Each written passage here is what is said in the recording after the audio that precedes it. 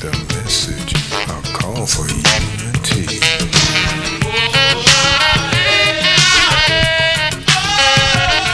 Promoted the message, a call for unity. For a long, long time, we've been deceived by the illusion. We're called by different names, and this has served to just confuse us. When all is said and done, to be one's our rebel. Hotep, I'm Dr. Gloria Lattimore Peace, host and producer of OmniU Presents the H3o Art of Life show. The title of this show is Consciousness and Spirituality.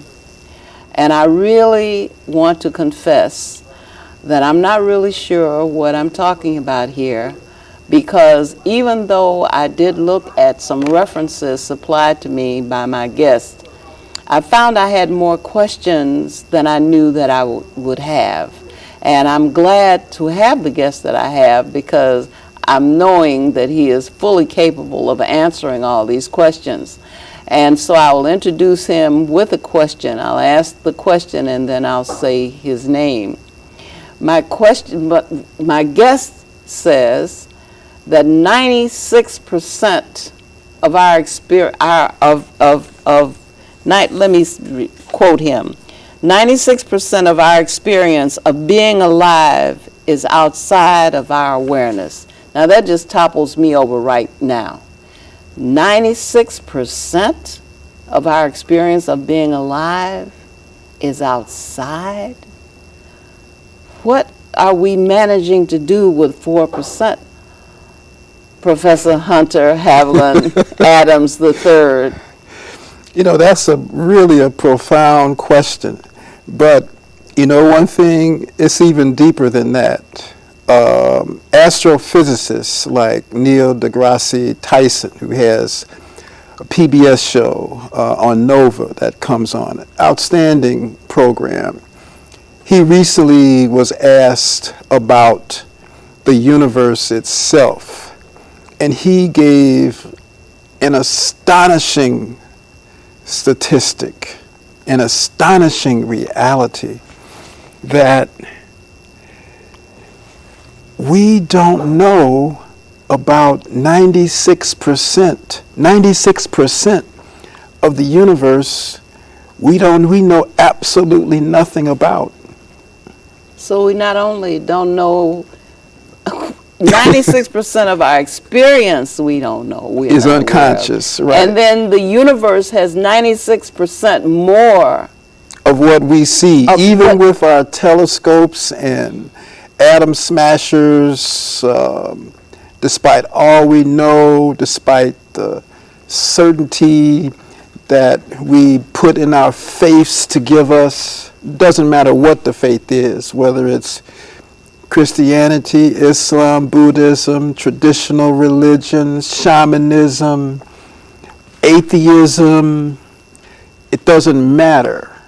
The point is we really know very little about this experience that we're having. That we are not aware of the workings of our immune system. We see, you can go on YouTube and see these nice cartoons about how the natural killer cells go after invaders and eat them up like the Pac-Man video games. But we're not conscious of that. We're not conscious of the dynamics of ourself. We have a dynamic self, what I call the D self, in that we're always changing.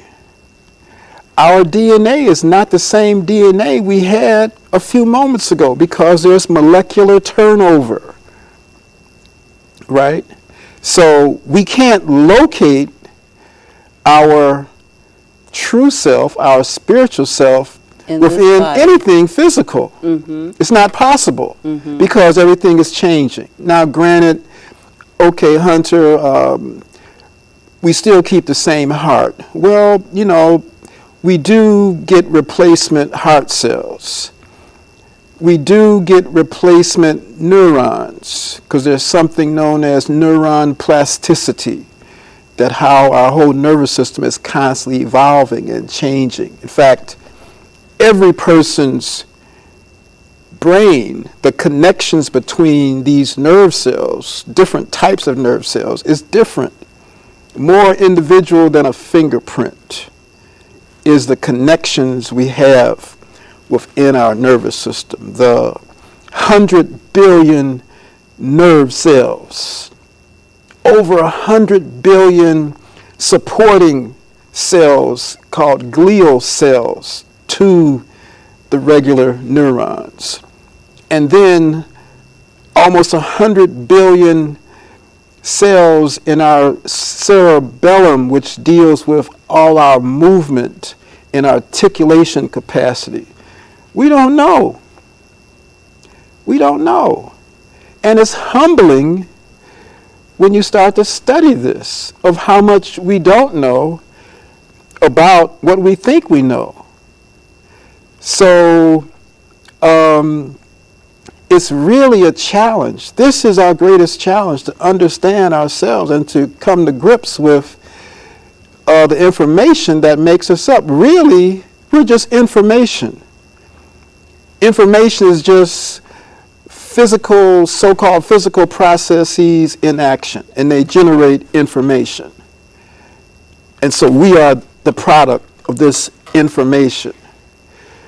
But, you know, there's a huge debate within the science community, the philosophy community, the intellectual faith communities of what is consciousness, for example. If you read any neuroscience book, there's the materialist position. And that simply means that our consciousness is generated by our brains. No brain, no consciousness. End of that.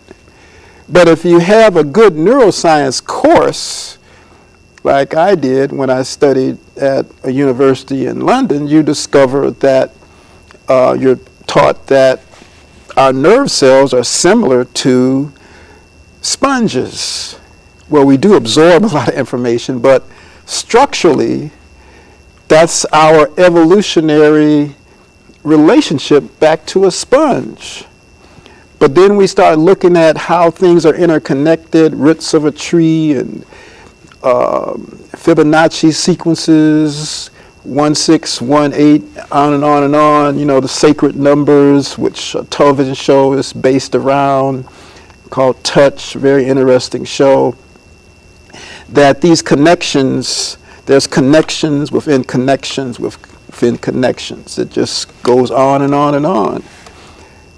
And so, you know, anyone really thinking about this will say, well, consciousness doesn't emerge from the brain, that the brain just tunes in to different aspects of consciousness, like a radio receiver or a television. You're changing stations, but the difference is you may not be able to get to the end of the band because your nervous system isn't complex enough to discern that information. So there's some information, some experiences that are inaccessible to the average person unless they engage into some sort of discipline, spiritual discipline.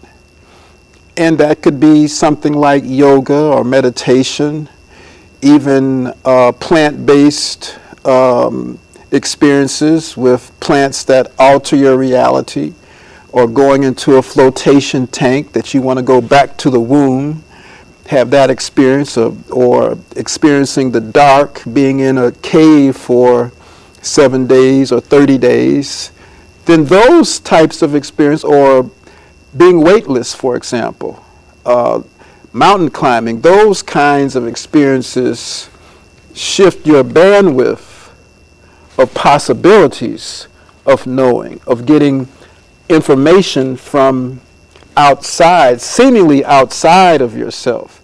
And so that second view sees consciousness as this field which we tune into. And there's kind of a third view that sees our fundamental identity as consciousness itself. But again, one would have to work very hard to have that experience.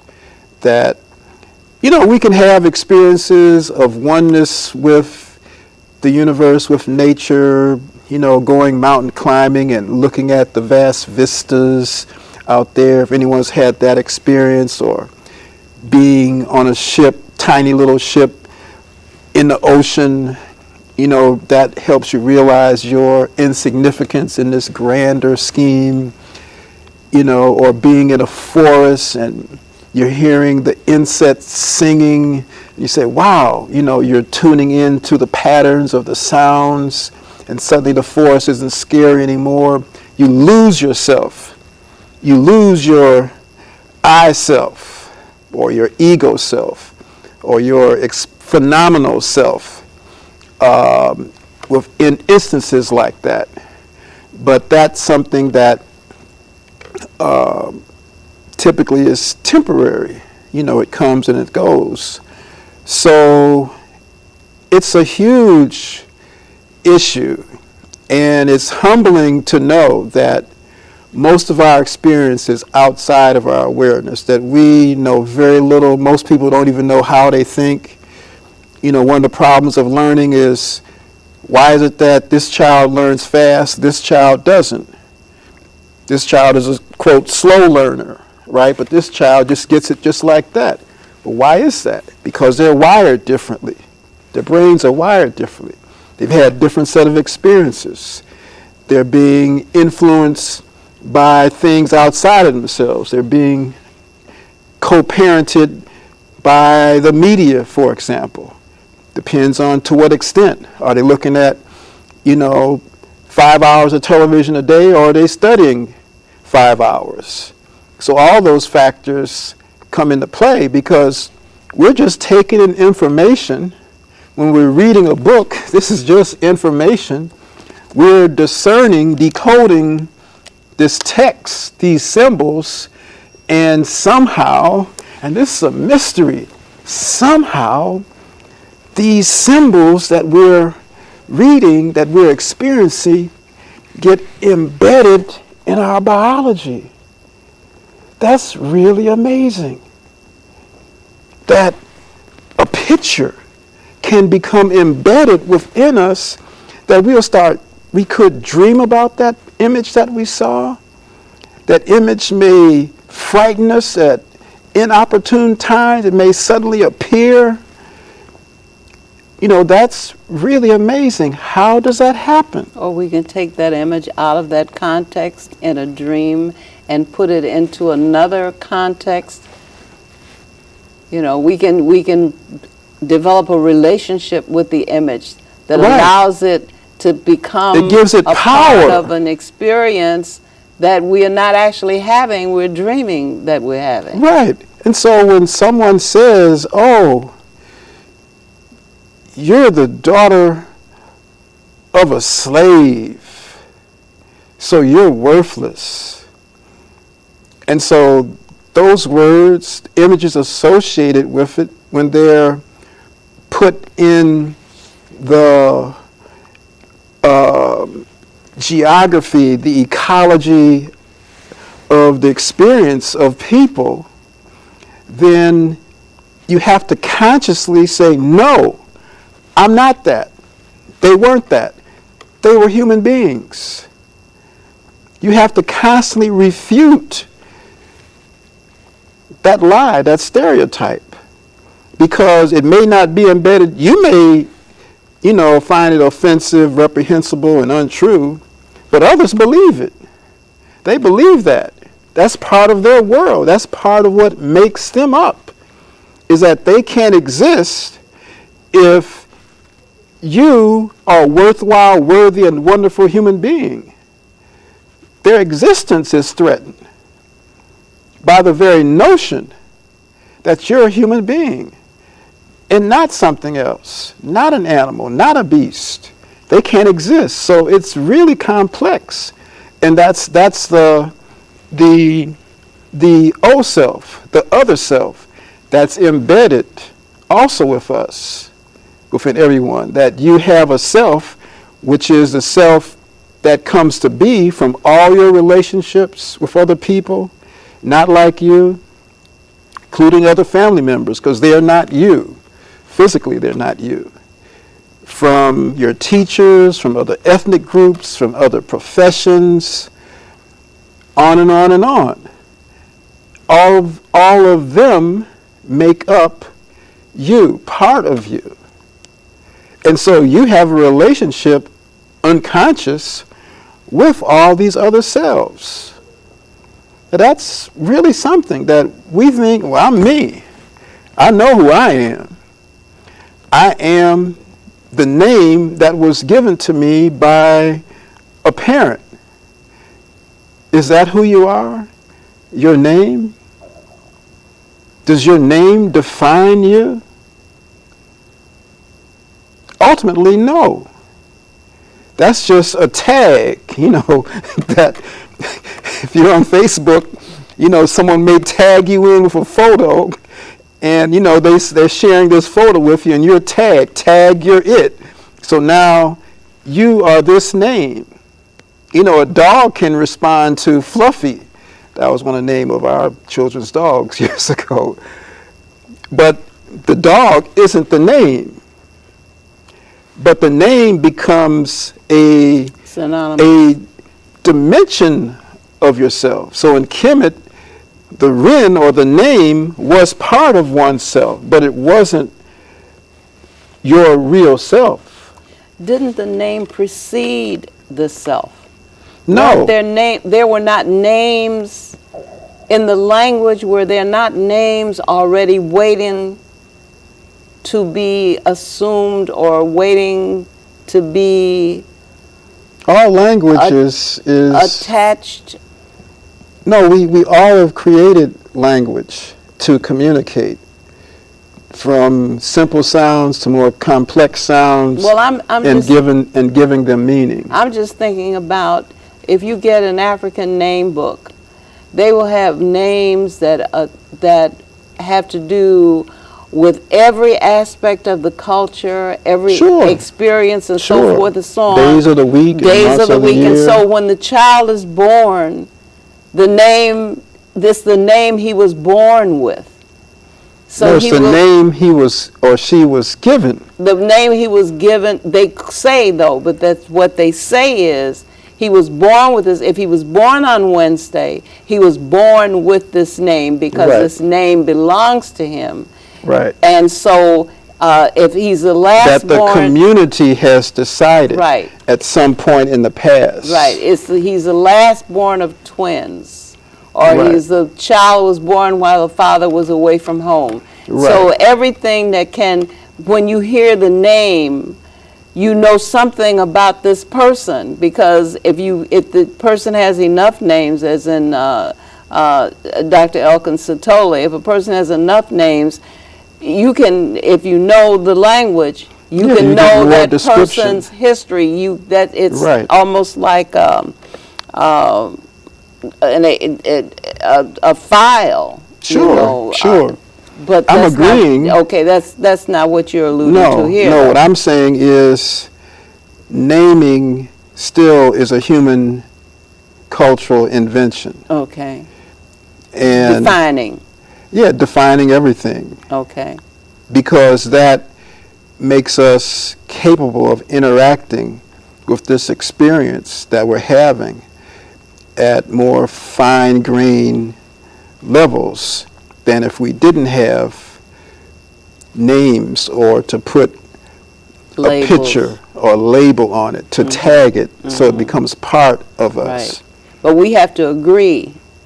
In other words, if a group of people are going to name or define phenomena, there has to be an agreement among them that this is a proper tag or label for this. This And this a shared can be, experience right, of that. So that the understanding can take place. The Right. communication can Right. take place. Absolutely. Okay. Absolutely. All right. So it's important. So and that's why this challenge of understanding ourselves, our world, our universe, our families, our extended human family at more descriptive levels is a huge undertaking, because we're faced with the issue of how are we going to get along? How are we, 6 billion people, going to get along? And that's the challenge that we have. And the level of exploitation of people, of societies, now, because of the internet and more easily accessible information of all kinds that people are seeing, everyday people say, we don't have to live like this. We don't have to live up under this type of oppression. We don't have to live under this repression.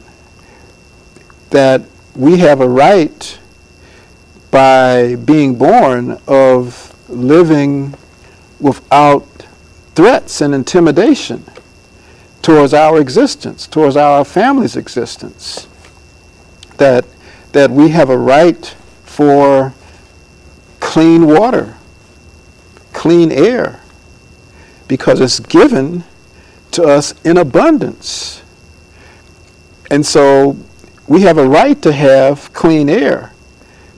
Now, if somebody wants to make money because their process causes pollution which dirties the air or the water, then they have to build into their business plan the costs to keep the air clean, to keep the water clean, rather than getting subsidies to make more money and more money. So people are understanding these nuanced relationships and are demanding change.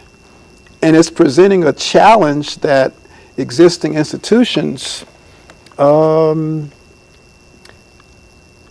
prepared for. Existing religious institutions, no matter what they are, they weren't prepared for the discoveries that are coming about from the sciences, from the brain sciences. They weren't prepared for that. And so they're figuring out that, hey, we got to make some adjustments to our theology to account for some of this new information that is unequivocal, that can't be just dismissed out of hand. You know, like, did human beings live and walk the earth in the time of the dinosaurs? Well, that's a preposterous notion. You know, because you call it creation science, that doesn't make it something that existed. And so you're finding that some religious institutions are taking the breakthroughs in the sciences very, very seriously and making adjustments. And one is the Catholic Church, believe it or not. The Vatican Observatory has been holding a series of conferences, closed by the way, on molecular biology. Why should the Vatican care about molecular biology? They have a vested interest in maintaining the fidelity of their theology. And they don't want to see it usurped by something coming from science. They got to have an answer for that. They got to have an answer for neuroscience. And I have a book with me here called Neuroscience and the Person, Scientific Perspectives on Divine Action.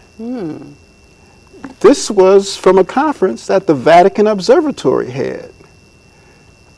So when you see movies like Angels and Demons by Dan Brown, that, yes, they are dealing with these. So the whole question of understanding consciousness is really a big one.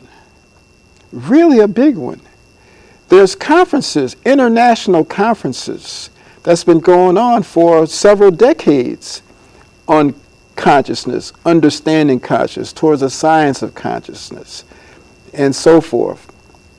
Because the future could be not necessarily decided, but certainly the parameters of what constitutes a human being now in the digital world, because we're leaving artifacts everywhere in cyberspace, right? You know, you go on the internet to do anything. Your information is in this ambiguous place called cyberspace, right? It's just floating out there, you know, all your personal information. And people on Facebook, they're putting pictures of their family, their former lovers, their pictures of when they were happy with this guy or woman or so forth. And, you know, the things that they're doing, they're twittering about where I'm going to be at and so and so and so and so, and or here's my perspective on this or that. Well, all that information is in cyberspace constituting the person now. So now you're no longer you physically or you spiritually. There's a digital you that's fragmented. And so people are trying to figure out, well, how can we monetize these aspects of these digital people? Because that's what a person is. You're just A commodity? bits. You're a commodity. You're a number, 1 and 0, that they're figuring out how can we make money off of your digital personality. There's going to be a website coming up called Your Future Self.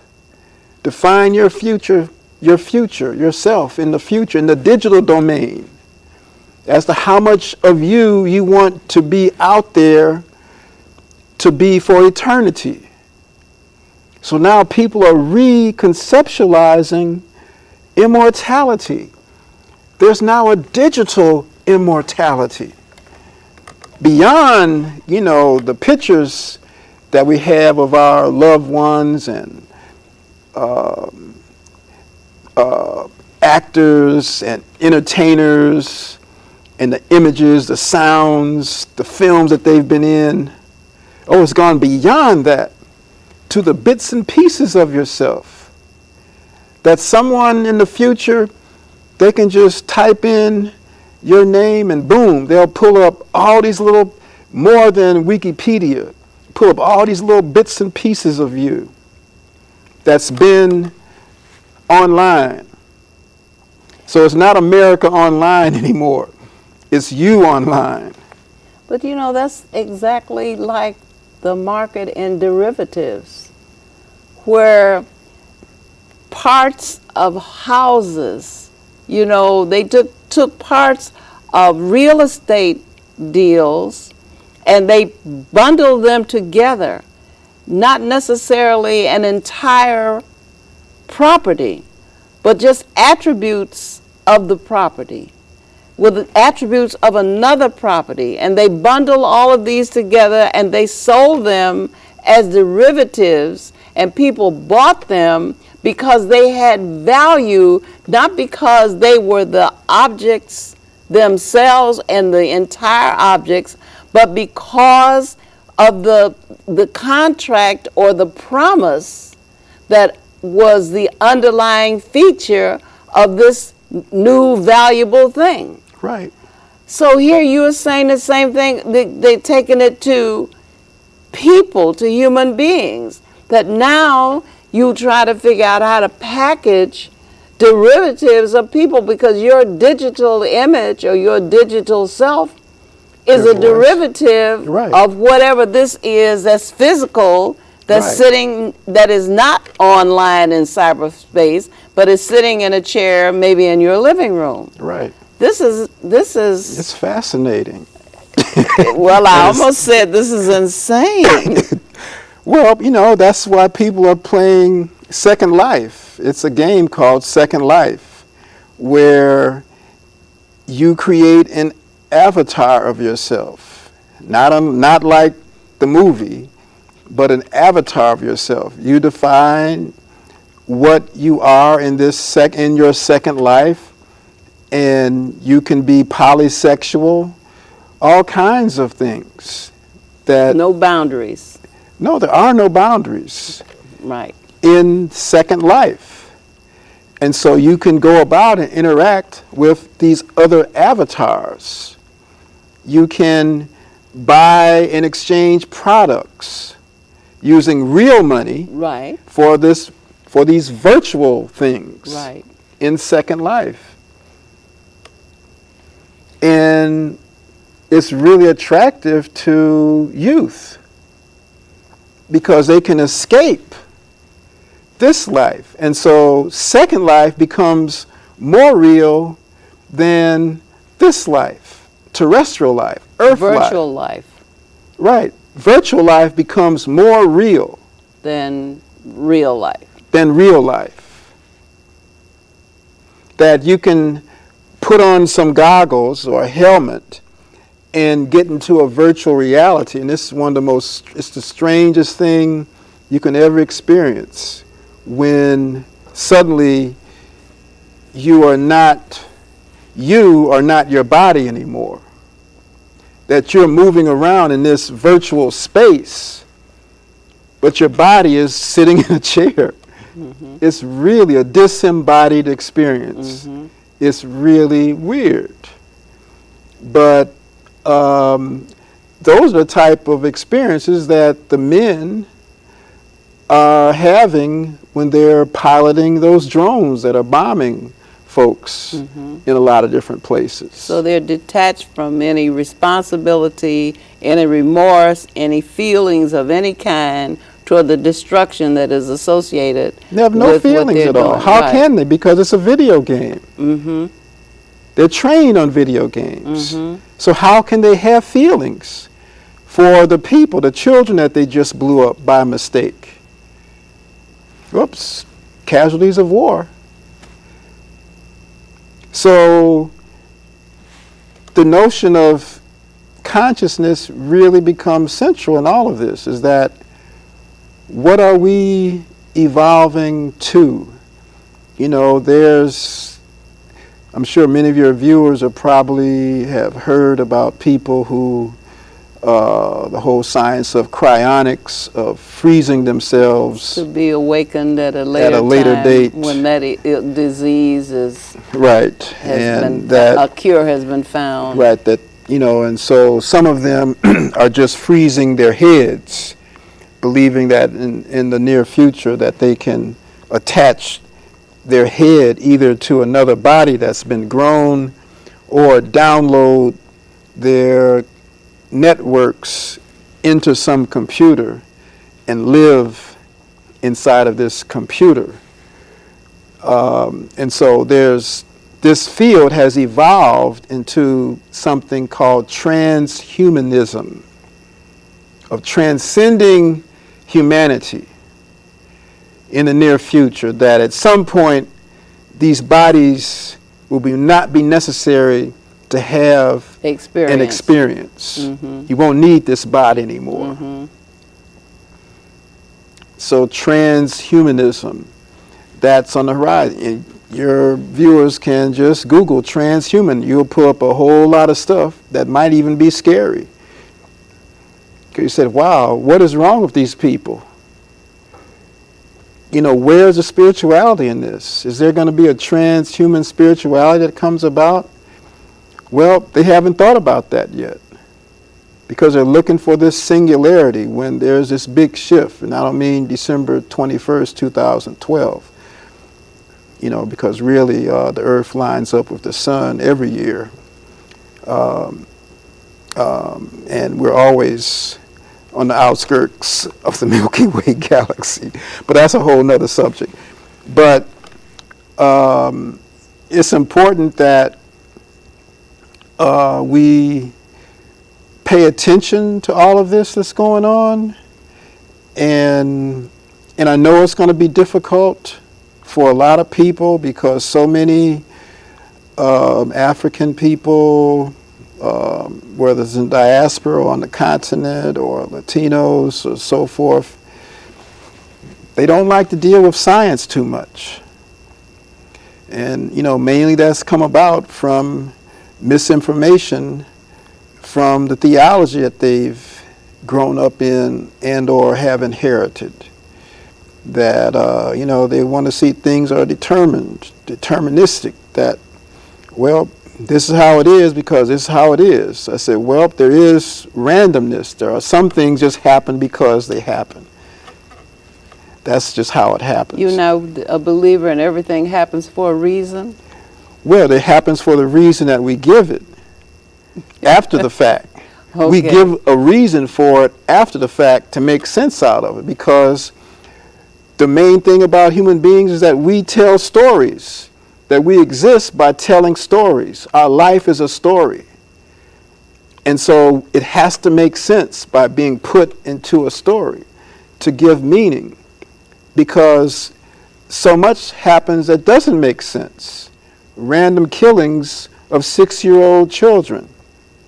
There's no sense to that unless you want to track back to see where the weapons came from, who gave the youth the weapons, and what was the incentive for them to get the weapons, to sell the weapons, and so forth. So if you want to give meaning to things, you have to expand the notion of giving meaning, to start looking at what's not being said, to look at the backstory, because every movie has a backstory, but people don't focus on the backstory, right?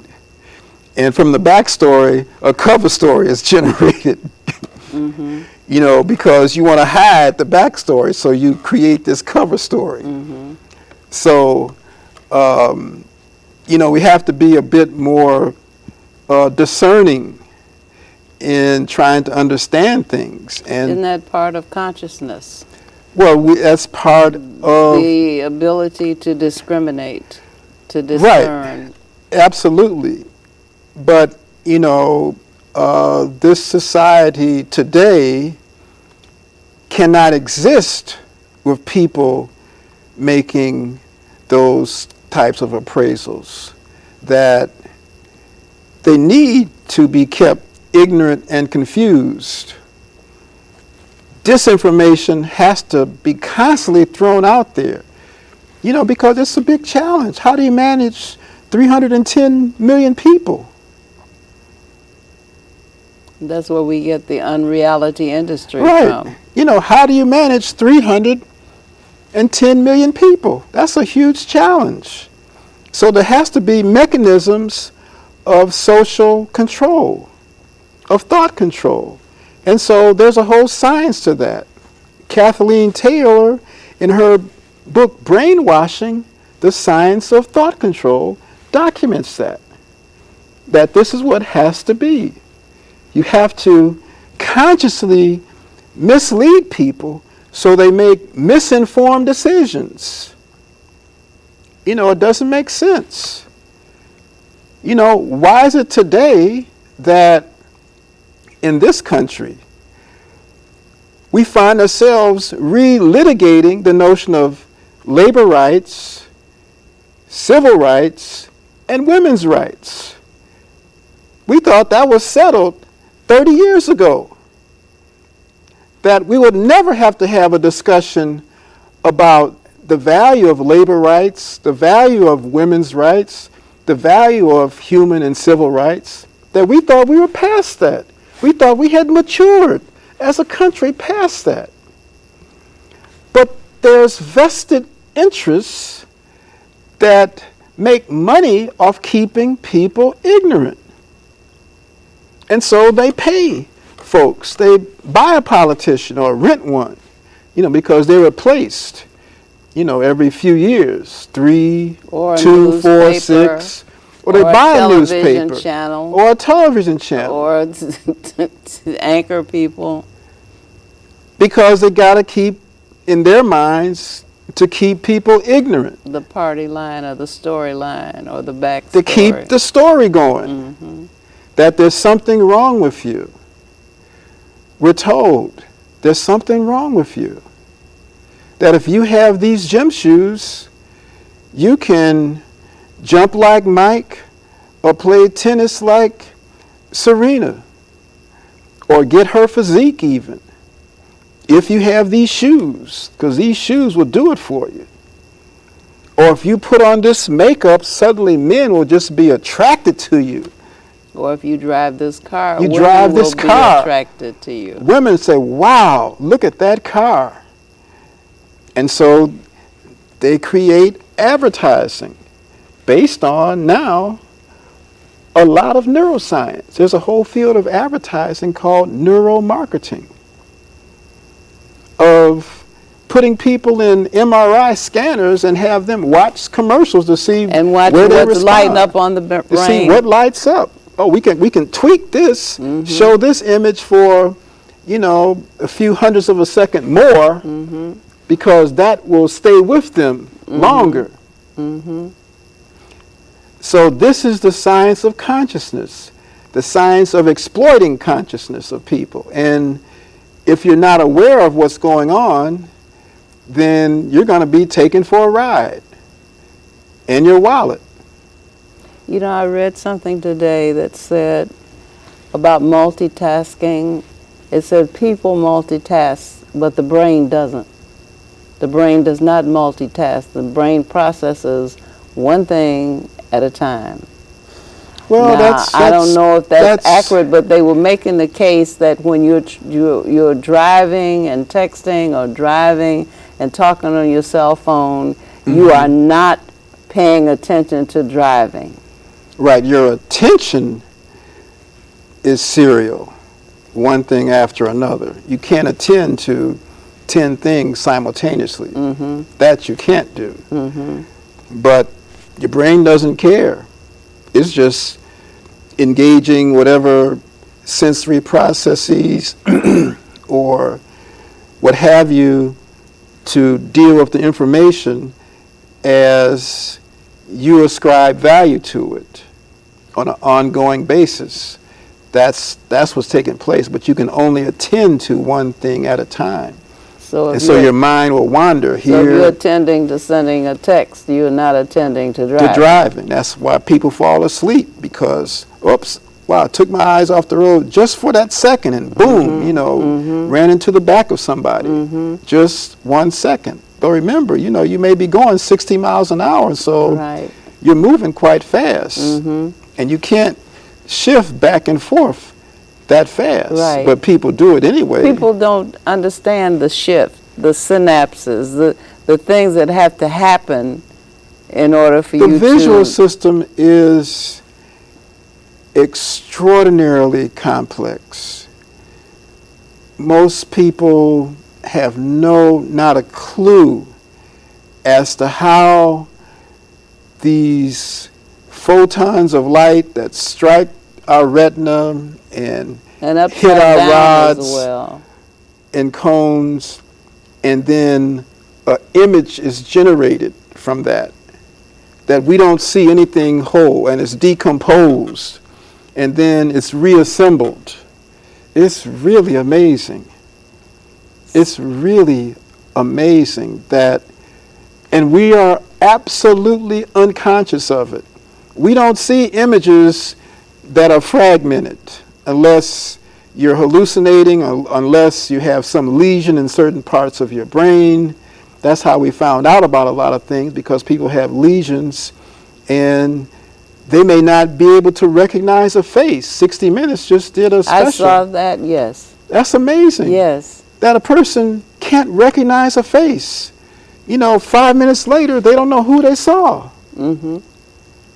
That's amazing. But that gives hints of the complexity of what this human experience is about, and why we all should value it, and why we should really be working to figure out how we can make the best of it. And how we can enhance it. Yeah, and how we can enhance it and how we can enhance the experience of our children so that they are not punk played and pimped by the sounds and images that they see on television or on their cell phones, because you can look at movies, music videos on your cell phones now, it's no big deal. So to that extent, I want to invite your listeners to a conference that a group are putting on at University of California, Los Angeles. And it's called Seeking Secrets of Consciousness. Right.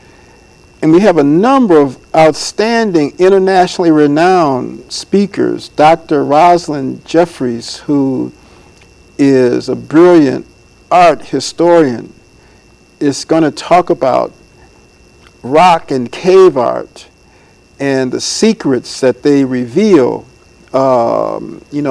that have been found all over Africa and in India and Europe, but Africa has the oldest rock art.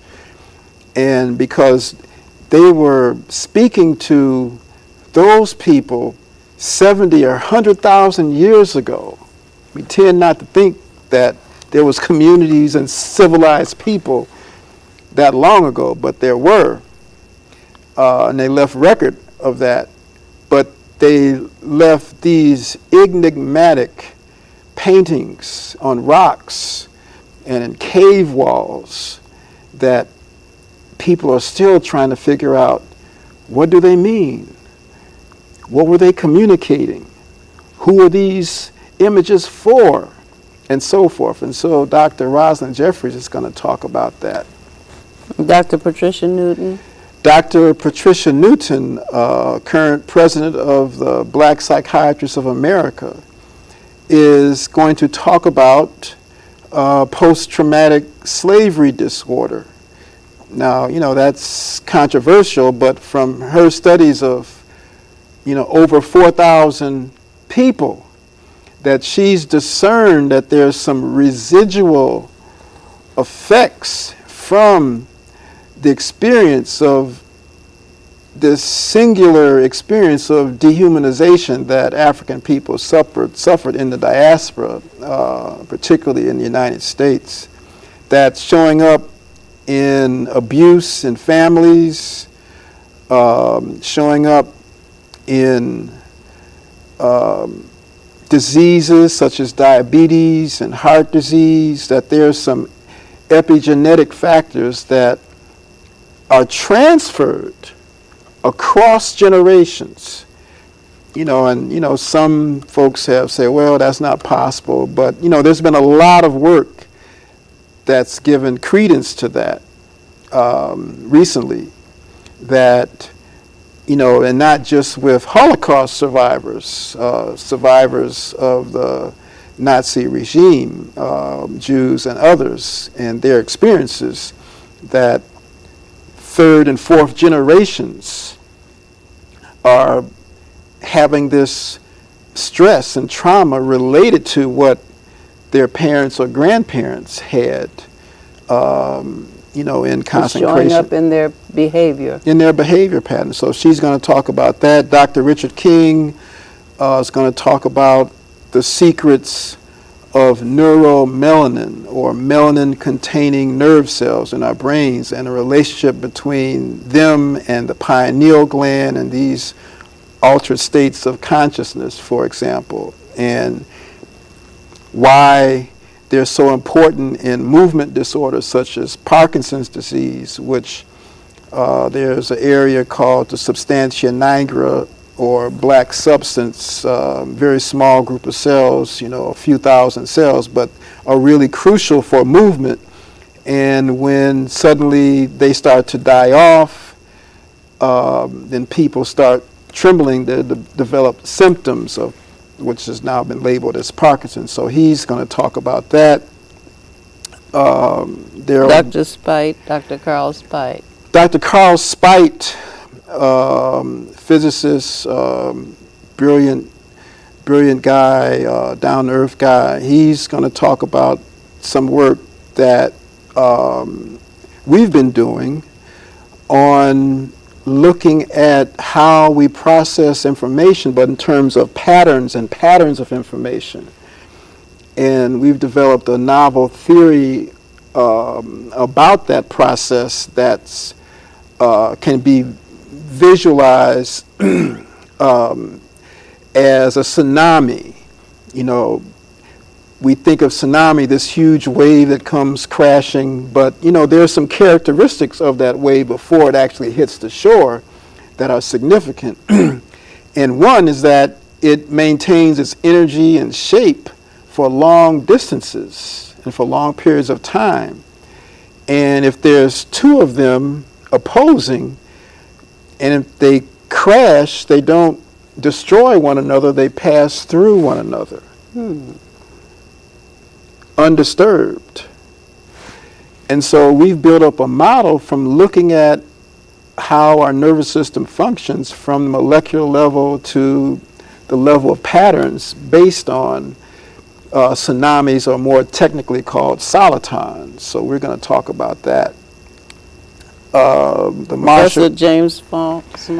Professor James Small from New York, he's going to suggest to people that you don't have to look outside yourself for the notion of divinity, for example, that you are that. You are God-like, small g, not big G. From his studies from Islam and traditional African religion, that's what he has concluded. And so he's going to share with people, because one of the ways in which we can come out of this mess is if we know who and what we are. If we don't know who we are or what we are, where we're going to go, what are we supposed to do, what is our purpose, and your purpose can evolve, it can change over a lifetime. It's not necessarily constant. Then if we don't know that, well, then we'll continually be exploited. We have to say never again. No, I'm not going to be exploited like before. We have to say it stops today. Today, I'm not going to be exploited. I'm not going to be taken advantage of. When you can say that, then it'll all fall away. You'll start to see through things. Suddenly you'll have a clarity that you never had before. Once you proclaim that you're not going to be taken advantage of. I don't want us to get off this show without finding out what Professor Hunter Haviland Adams III is going to be discussing at this conference in Los Angeles. Well, what I'm going to be talking about, Carl and I are going to be together, but I'm going to introduce kind of what I'm doing today, the whole notion of why do we need to seek secrets of consciousness? What benefit does it have? It's not going to pay my mortgage. It's not going to get me out of foreclosure. You know, it's not going to get me a job. True enough, it may not do that. It may not do that. But what it can do is enrich your experience, your life experience. What it can do is give you confidence in yourself that heretofore has probably been wavering. When Whitney Houston believed, as a brilliant, beautiful voice that she had, that she still doubted herself. You know, that's a big problem. I've had the same experience of doubting myself. Now, some may not believe that. Well, you're smart. Well, sometimes, you know, when you're around smart people, you say, well, I'm not as smart as they are. But you don't know that they're looking at you the same way. Because we've been convinced, we're being programmed that there's something wrong with us, that you can't be what you can be. But circumstances, if you're strong enough and have support, can give you a way out of that. And so it's very, very important to me that we know a bit more about how our brains work. We know a bit more, even if it's only 0.1% more about what consciousness is and how it works within us. How can we prevent internalizing toxic thoughts? How can we access more of our consciousness? Well, that we have to give up a lot of stuff. You have to give up, and that's hard to do. We have to stop playing the game so much, the way we play, because we play the game to survive. But sometimes you got to step away. Sometimes the most radical thing to do is to not do anything, is to pull back and just observe for a bit, to see what's taking place, to see how you're being manipulated by political advertisements. Because we all know there's maybe a shred of truth, but everything else is conflated and is lying to persuade you, to convince you that this candidate, there's something wrong with them. You don't want them. You can't trust them. But you can trust me. Right? So we're being persuaded that through argument. But how is it possible that we can be persuaded for one position or another position?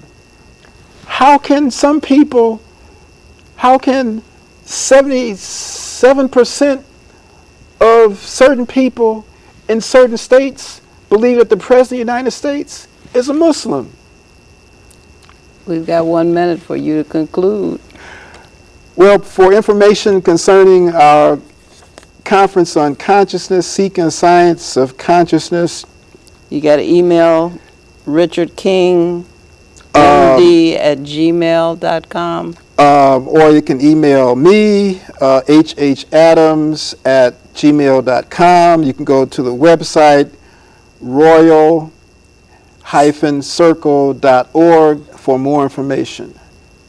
And there are sponsorship opportunities, vending opportunities also available. And this is August the 25th, 24th, and 25th, 2012 in Los Angeles. Not in Hollywood, but in Los Angeles. It's such a pleasure always to have you. You know that. And Well, of course, we are honor and a always. privilege to be in your company. Well, now, I was just wondering how you could ever doubt yourself when I am always praising you. Certainly, if you have no confidence in yourself, have confidence in me and know that I know what I'm talking about when I'm Right. praising you. Right. Okay, I'm on the receiving end. So I appreciate that. I can tell you for certain that there is nobody whose scholarship and knowledge I respect more than you. I appreciate And that. I've been exposed to a lot of people. I know you have. I know, appreciate over a that. long period of time. Right. All right. Umoja is the message, a call for unity.